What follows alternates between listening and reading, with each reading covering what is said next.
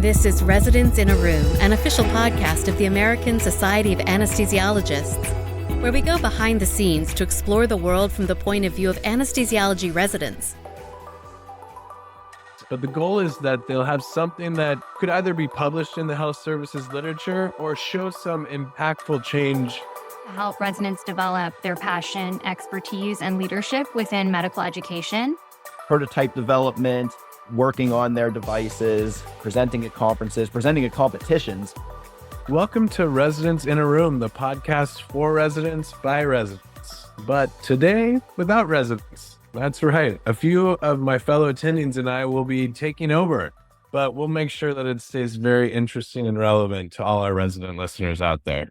So my name is Dr. Dane Saksa, and I'm here with Drs. Marianne Chen and Phillip Adams. And the three of us are going to discuss one of our shared passions, and that's for advancing innovative, non-clinical residency tracks. And that will be the topic of today's show. So I'm really happy that both of you could join me for this. I think it will be a really interesting conversation to learn about what we're all doing at our different institutions.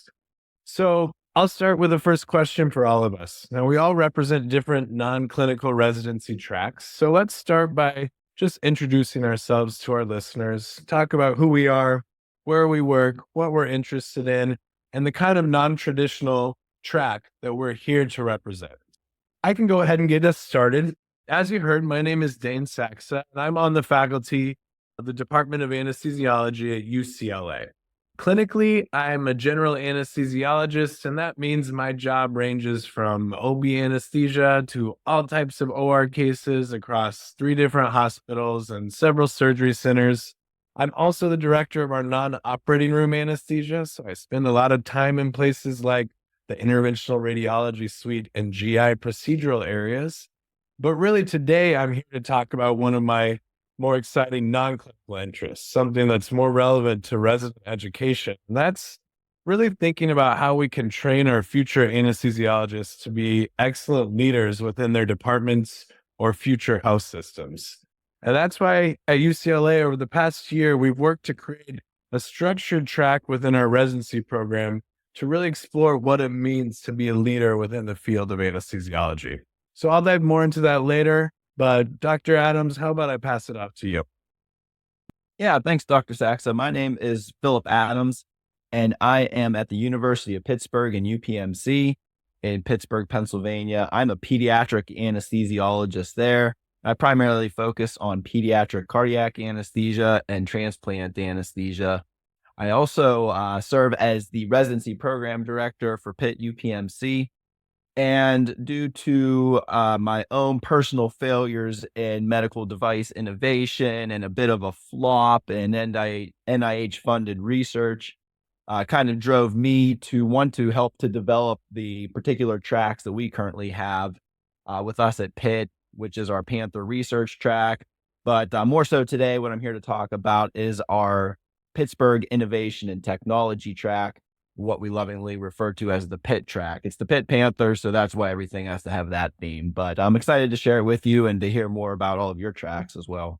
Thanks, Dr. Adams. And Dr. Chen, why don't you introduce yourself and tell us what you're here to share with us today? Great. First, thank you so much for inviting me to the podcast today. My name is Marianne Chen, and I am the Residency Program Director at Stanford University, Department of Anesthesiology, Perioperative, and Pain Medicine. I practice as an adult general anesthesiologist with a subspecialty focus on liver transplant anesthesiology. I'm here today to discuss a few of our non-clinical tracks, something that I feel very passionate about, which is our medical education track. We have also a global health equity track, but today I'll be mostly focusing on our medical education track. All right, excellent. So before we talk in depth about our respective tracks, I had a quick question for both of you. Why do you think these more innovative, less traditional training tracks are so important? And what do you think residents and our entire departments really gain from having these types of tracks that focus on some of the more non-clinical aspects of being an anesthesiologist? Dr. Adams, do you want to start?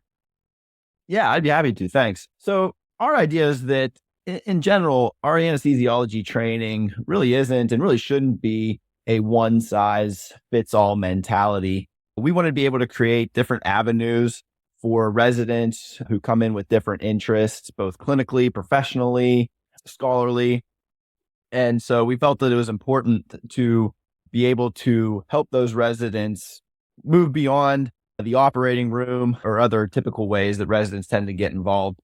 And it's also a way for us as anesthesiologists to really expand our expertise beyond the operating room as well. So I think we're always looking for ways to be involved and to be innovative in our specialty. So I think that that's why these kind of tracks are important. I think it's important for our programs because these residents really come in with great ideas, and to think that any of these tracks are stagnant is silly, because our residents, they keep coming up with new ideas. They're always evolving, and it really helps to push our programs forward. Yeah, I couldn't agree more, especially what you said about them being so resident driven. I mean, I think we'll all hear from one another that a lot of these ideas came straight from the residents, and we're just here to facilitate their great ideas. So I couldn't agree more. What about you, Dr. Chen? Thanks. Yeah. What I love about anesthesiology is the field has so much depth and breadth and really allows for physician anesthesiologists to be involved in so many aspects of medicine, in addition to our clinical practice, such as the tracks we're going to talk about: medical education, innovation and technology, and leadership throughout the hospital and academic systems. Our mission for our residency program is to inspire, develop, and educate future leaders in the field of anesthesiology. And that really goes beyond just the clinical training. I think if we can support our trainees in gaining skills and vision to help enable and develop their careers, we can, really make a difference in the future of medicine. These tracks also, as a program, allow our faculty to mentor residents and allow them to collaborate on impactful initiatives, both locally within our department, as well as both regionally and nationally. So I really do think that these tracks really add to the education that our trainees are getting.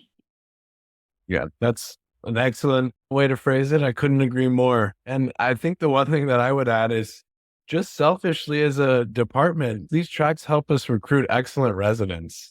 And anesthesiology residency is an exciting field, and it draws incredible applicants. And I'm just continue to be more and more impressed with each and every class of all the diverse interests and how important these tracks can be in recruitment. And that really becomes an asset and a reflection on our department as a whole. Thanks for sharing. So Dr. Chen, let's dig a little bit deeper into what's going on at Stanford. So let's start with you. Can you tell me a little bit more about the medical education track? What makes it unique? What are the kind of components that you guys really emphasize, and what kind of immersion does your track provide? Sure. So the goal of our med-ed track is really to help residents develop their passion, expertise, and leadership within medical education. Being a medical educator is not really taught or focused on during medical school or most residency programs. Yet we do expect our faculty to be great educators when they join our academic medical centers. The focus of this track sets a foundation for the residents who are interested in pursuing careers within academic medicine and also becoming leaders within medical education going forward in their careers. So the main focus of the track is on innovation and generation of novel teaching methods and use of the latest medical education strategies for adult learners, as well as learning and understanding research within medical education, which can be quite different and kind of a different approach than traditional scientific research. The three main components of our track: one is first, longitudinal faculty mentorship. We also provide a monthly curriculum lecture series, and then also a resident-driven project. So at Stanford, we're very fortunate to have a very robust teaching and mentoring academy that's run through the Stanford School of Medicine. The academy provides different types of workshops, courses on medical education, and just lots of different opportunities to network within the different medical educators throughout the School of Medicine. The Academy also organizes the Stanford Health Professions Education and Scholarship Program, which is a monthly seminar series. And the seminar covers topics such as curriculum development using the Kearns approach, survey methods and analysis for med-ed studies, best practices in assessment, feedback in medical education, to name a few. So the residents in our med-ed track attend these monthly seminars, as well as quarterly seminars run through our department, which are more specific to medical education within anesthesiology. The residents that attend these seminars also get mentorship from educators outside of our department, so educators in other departments within School of Medicine, and that also really helps them to kind of still have a broader view of medical education within the entire academic system and not just within our department. The residents also help lead and direct the curriculum for our categorical intern monthly anesthesia program and also serve as our curriculum officers for our residency didactic program. And then the kind of final component of the track is the resident-driven project. It's a project that they design, they work with their mentor on, and hopefully can change the curriculum at our institution or kind of a bigger change within medical education. Yeah, I don't mean to put you on the spot, but I'm just curious, what are some of the current projects or innovations that your residents are focusing on right now? I'm just curious of what's getting them excited right now within the medical education field. I think a big topic right now that a lot of our residents are interested in is feedback. And so we have a resident project that is focused on creating kind of like a daily reminder app to encourage more regular specific feedback between faculty and residents. We're changing how we do didactics at Stanford, and we're moving from an afternoon session to full education days. So we have a resident who's working on a project that's kind of shaping those education days, kind of thinking about what the curriculum will look like, what are the topics that want to be covered, how to introduce novel teaching into those education days, and really build a didactic over a 3-year period that will kind of meet all the needs of our residents. Well, that's great. That's a big change, and it's excellent that it's being resident driven. Very cool. You already talked a lot about the mentorship, which sounds incredibly robust. Anything else you'd like to share about your program? Yeah, speaking of mentorship, I do want to mention that when we kind of asked the residents what they wanted to get out of these tracks and these programs, the number one response was longitudinal mentorship.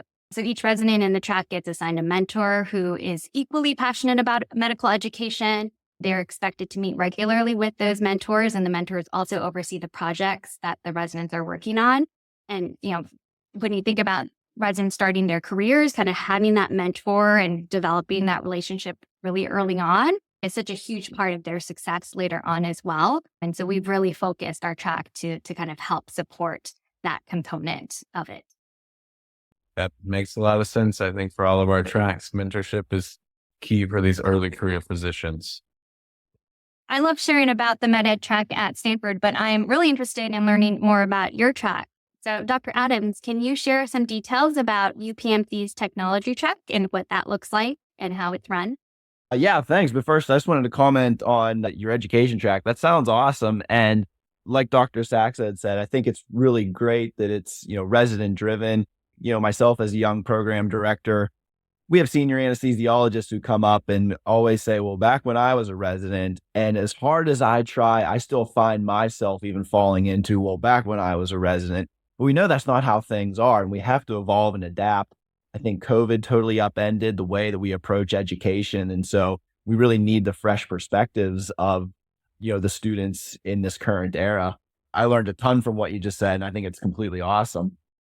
For our Pittsburgh Innovation and Technology track, really, it was born out of failures. I think maybe like a lot of really great things. Throughout the years, we've had residents with really great innovation ideas for medical devices, but they didn't really have the engineering background or the ability to prototype, didn't really know where to go with those great ideas. Likewise, we have this amazing bioengineering school, our Swanson School of Engineering at the University of Pittsburgh. And there you have amazing engineers and you have access to all sorts of resources.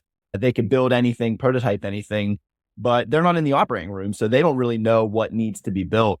And again, through fumbling around, we kind of created this great marriage where we had the ideas and they had the abilities and resources. So it was really this great symbiotic relationship. And we also tied ourselves in with our University of Pittsburgh Katz School of Business as well, so that our residents could not only have access to the resources to build and to prototype, but also learn ways to pitch and to get their ideas out there in startups, what to do from the business component as well. So like I said, in the beginning, we kind of stumbled along and, did what we could on our own, started to develop these relationships. And it was really, again, the residents that helped us find the pathway to be what the PIT track is, to what it has evolved to today. And so now what it currently involves is each year we take a scholar who will matriculate into the PIT track, and they are enrolled in the Swanson School of Engineering Certificate in Biomedical Engineering program. So not quite a master's program, but it's something that we were able to, through some strategic scheduling, fit into the residency training. So it doesn't extend training at all. And the other great thing is because they are UPMC employees, we're able to get the tuition covered for them. So in 2 semesters' time, they're able to earn that certificate. And if they choose to stay on as faculty, we have a faculty program aimed at advanced degrees. So they're able to stay on and finish the full master's of biomedical engineering. So it's a great jumpstart for that pathway. Also, we provide up to 6 months of protected time that they can utilize for prototype development, working on their devices, presenting at conferences, presenting at competitions, because those are some of the other great resources we have. At the University of Pittsburgh, the Clinical and Translational Science Institute holds a competitive innovation. It's called Pinch, or the Pitt Innovation Challenge. And so again, it's one of the great ways to get your ideas out there, to earn some extra cash to fund these things. And so those are the approaches that we're taking to help our residents get their ideas from concept to prototype and hopefully even to market. That sounds great. I love that you guys are so closely tied through the School of Engineering and School of Business. And I think that's, a big part of kind of utilizing the resources around you. I'd love to hear of any kind of success stories or kind of new technologies projects that came out of this program, if you could share that. Yeah, definitely. We have had 2 successful patents, which I think is really incredible. Those devices currently trying to be brought to market. We had 4 devices that at least made it to the prototyping stage. And this was done in about probably 6 years' time that we've achieved those kind of milestones. But I would say really formally for what we're calling our PIT track, that's been in place for about 3 years. And the first certificate we'll be able to award after this next spring semester. So again, then the progression and evolution of the program, we've kind of gone the informal route of starting with a rotation and, getting some things done. And now with the whole formal track, we're very excited that, again, we had some prototypes made and even some patents awarded. So I think the other thing too is some of the intangible successes. And while this might sound a little paradoxical, is again, even the failures can be viewed as success in a sense, because it's kind of silly just to think that because you have an idea, all of a sudden you're going to get a patent and create a startup and then sell it for millions of dollars, right? Learning that there's so much red tape, there's so many hoops to jump through. What are the intricacies of getting your idea patented, copyrighted? What already exists? Bringing the lawyers into the mix, the FDA, and getting approval from that standpoint. So really learning what all goes into it is, again, something that's extremely valuable, even if it isn't quite the outcome you're looking for, but you're learning so much all throughout that time. So, in a nutshell, that's our PIT track. Now we've heard about a really exciting education track at Stanford. I just discussed our PIT track at UPMC. Now I'd like to turn this back to Dr. Saksa, actually. I'm really interested to hear about what UCLA is doing with their leadership track.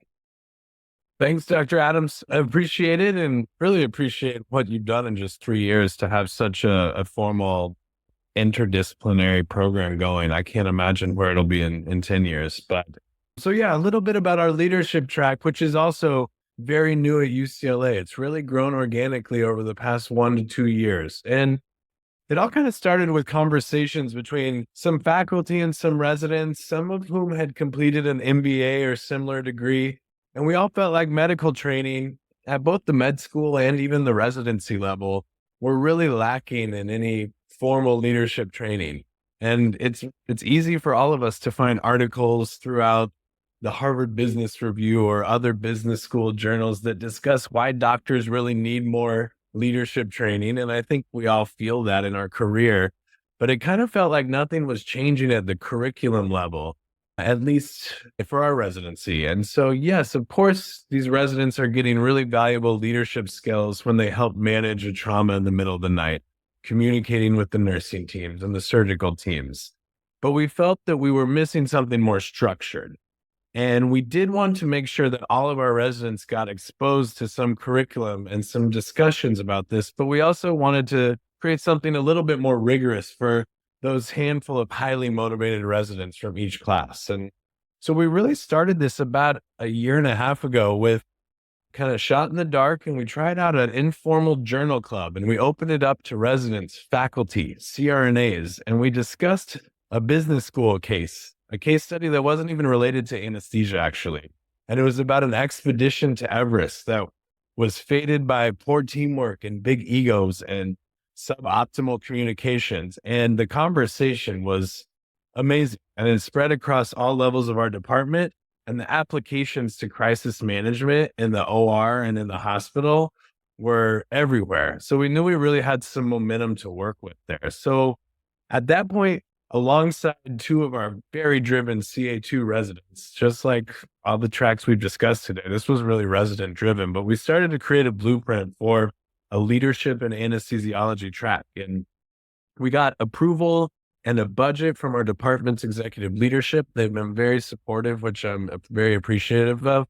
The residents get up to a few weeks of protected time each year for projects, for committee meetings. And then we solicited applications from our interns and our CA1 classes to just see who was interested in starting a longitudinal leadership experience for the rest of their residency. And we got a really inspiring turnout. We had 7 interns and 8 CA1s take the time to put together really excellent applications. And we were only able to offer 2 to 3 spots per class. But I think this just goes to show, and along with both of the programs you discussed, obviously the interest is there.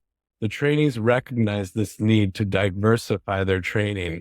And I'm so excited that we've got the buy-in from our department to make this leadership track a reality at this point. That's really awesome. Just hearing all this, it seems as though the ingredients for any of these sorts of tracks is it takes a group of inquisitive individuals that have some drive, who are driven to push things forward and really being adaptive, because it sounds like yours grew out of a simple discussion into a bigger discussion, into putting the actual track together and then continuing to adapt it. So that's really awesome. I'm curious. So you mentioned that there's a few weeks protected time that they could get really involved and invested in their leadership work. Can you expand on that? Like, what's more the day-to-day like? Is this all throughout the year, or is it really specific? And then I was also hoping that maybe you could expand a little more on what kind of support's available, what kind of deliverables have you witnessed come out of this track? Yeah, thanks for asking. So the first branch of this, I think, is educational. We wanted to make sure that we were continuing to engage in these exciting conversations that were happening. So we now have regular, sort of like Dr. Chen's education track, we have regular monthly meetups within our leadership track cohort, and we discuss readings or case studies related to leadership topics. And I'm there, and one of our associate deans for faculty development is really invested in this project, and he provides some of that senior leadership, which I think is really powerful. And sometimes our discussions tie directly into healthcare or anesthesiology. Other times we're just discussing new literature or hot topics in the management world. Like, for example, we all just got a copy of a new book called Super Communicators, and we're all just starting to read it, but I'm really looking forward to discussing it together over the next couple months. And even though the book's not about healthcare, I'm excited to pick everyone's brains to see, how it applies to our day to day. And then the next element is really the element of individual growth and this kind of like project-based element that we've all discussed for the leadership track participants. So me and that associate dean for faculty development, we meet with each of them one-on-one quarterly, and we mentor them through a longitudinal project.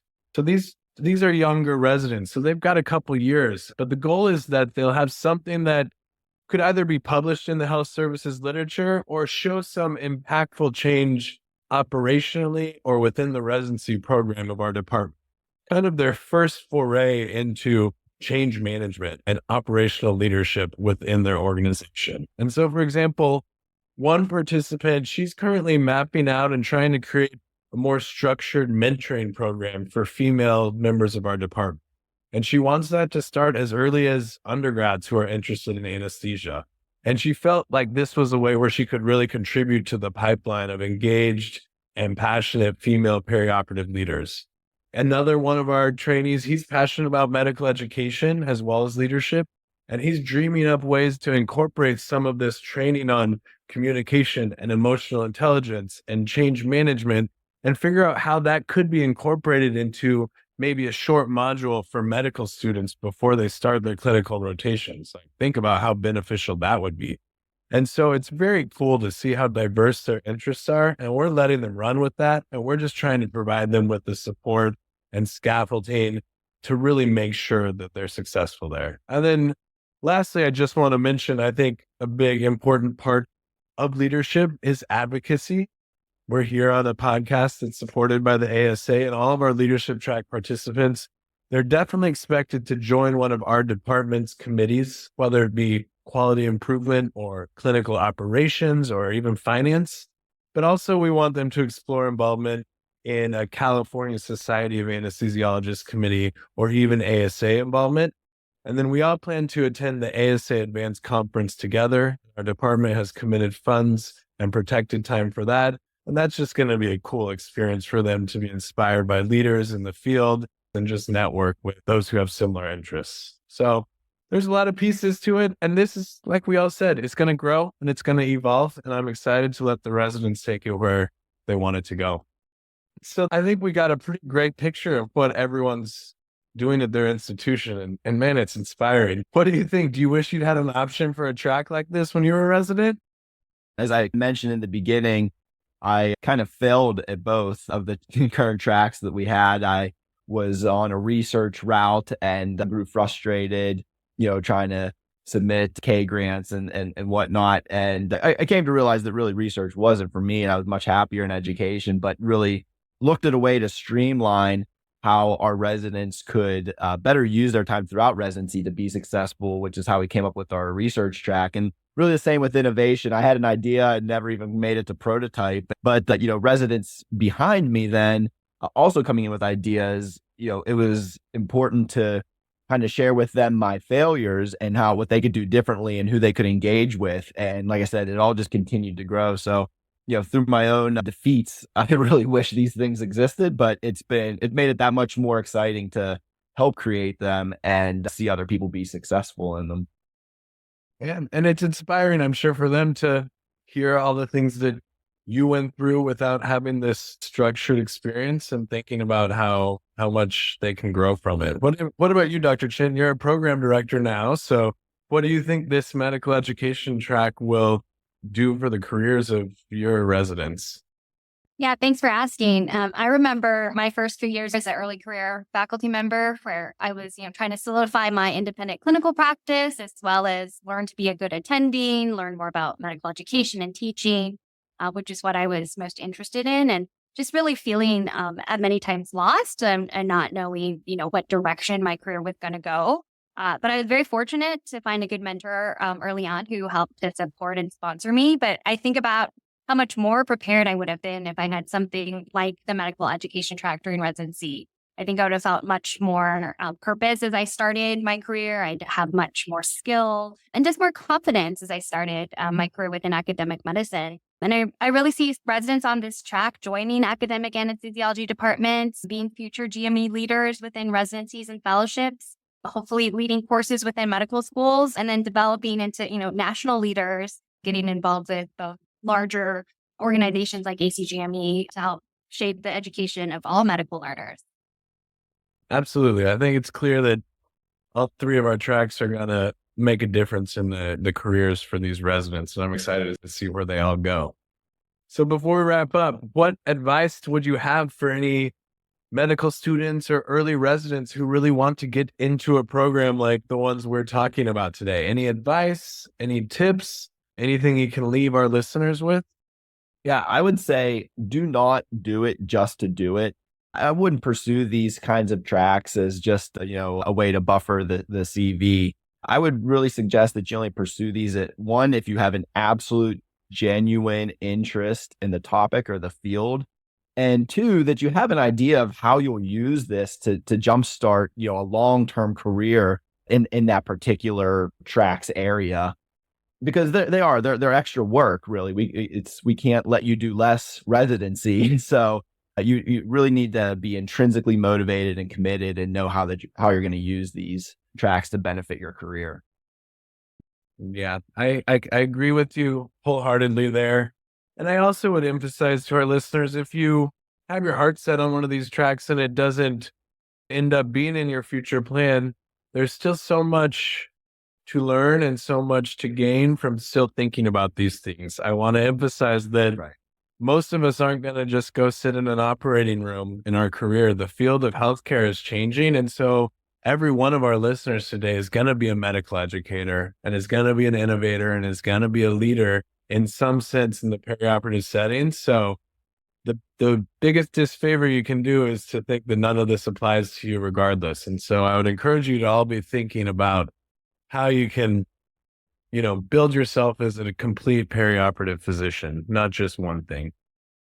Yeah, I completely agree with both Dr. Adams and Dr. Saksa, and just want to add that I do think that many more programs are going to be creating kind of similar non-clinical tracks, and it's really exciting to kind of see where the specialty is going. So really excited for the future of our field and the outcomes from all these different tracks.